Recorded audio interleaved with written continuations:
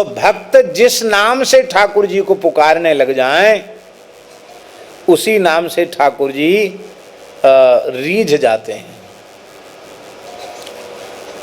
एक महात्मा, घूमने फिरने वाले प्रेमी महात्मा थे, और 2-3 दिन से उन्होंने प्रसाद नहीं पाया था। तो एक खेत पर एक किसान हल जोत रहा था। जाट देवता थे, वो अपने खेत पे हल जोत रहा, और वहीं महात्मा को धूप थी खूब तेज, तो बैठ गए पेड़ के नीचे। तब तक उस भगत की गृहिणी दही लेके आई और बाजरे के टिक्कड़ रोट लेके आई, दे के चली गई। और ये जाट भगत था, इसने सोचा कि महात्मा लगता बहुत भूखा प्यासा है, बाबा जी कुछ खाओगे? और बोले खाएंगे क्या, 3 दिन है भैया, अन्न के दर्शन नहीं भये, आज 3रा दिन है। अरे बोले महाराज कोई बात नहीं, रोटी खाओ। अरे बोले हम बैरागी महात्मा हैं, रास्ता चली रोटी तो खाएंगे नहीं, दही पी लो। बोले हाँ दही पी लेंगे। तो चपटिया में दही भर रहो, महात्मा पी गए, पूरा सब दही पी गए। प्रसन्न हुए, बोले वाह भाई भगत ने, अब तो रूखी सूखी खाएगा? अरे बोले हम तो खा लेंगे, मिर्चा है ना, मिर्चा के संग खा लेंगे, नमक मिर्चा के संग खा लेंगे। अब ये बेचारा किसान आदमी, इसका दही पिया, इसको कुछ देना चाहिए। तो महात्मा बोले लो ये मूंगो ले लो। मूंगो माने तुलसी का दाना, पहना दिया गले में। भजन भजन करते हो? अरे महाराज हमारे पुरखान ने भजन ना कियो तो हम क्या करेंगे? अच्छो, अरे पुरखान ने भले ही न कियो, तुम तो कियो करो भजन।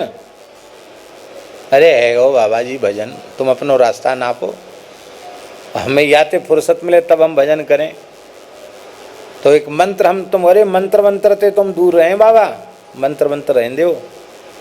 तो अच्छो, बिना पढ़े लिखे जप सकें।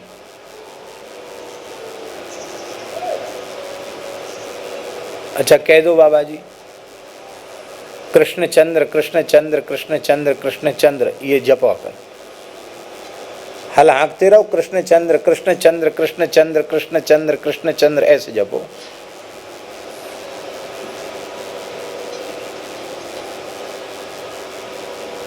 कह के महात्मा चले गए। देख भैया भूल मत जाइयो। अब वो कृष्ण चंद्र कृष्ण चंद्र कृष्ण चंद्र कृष्ण चंद्र कृष्ण चंद्र कृष्ण चंद्र जप रहा था। तब तक संजाकू फिर कछु आहार लेके पत्नी आई, और काम अभी खेत में बाकी था। अब वो कृष्ण चंद्र कृष्ण चंद्र कृष्ण चंद्र कृष्ण चंद्र जप रहा था। गृहिणी ने कहा कुछ खाए लो,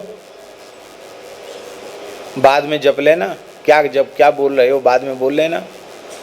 तो उसने जल्दी जल्दी कहा भूल जाऊंगा, कृष्ण चंद्र कृष्ण चंद्र कृष्ण चंद्र। तो ऐसा कर, तब तक तू हमारे बदले को जप।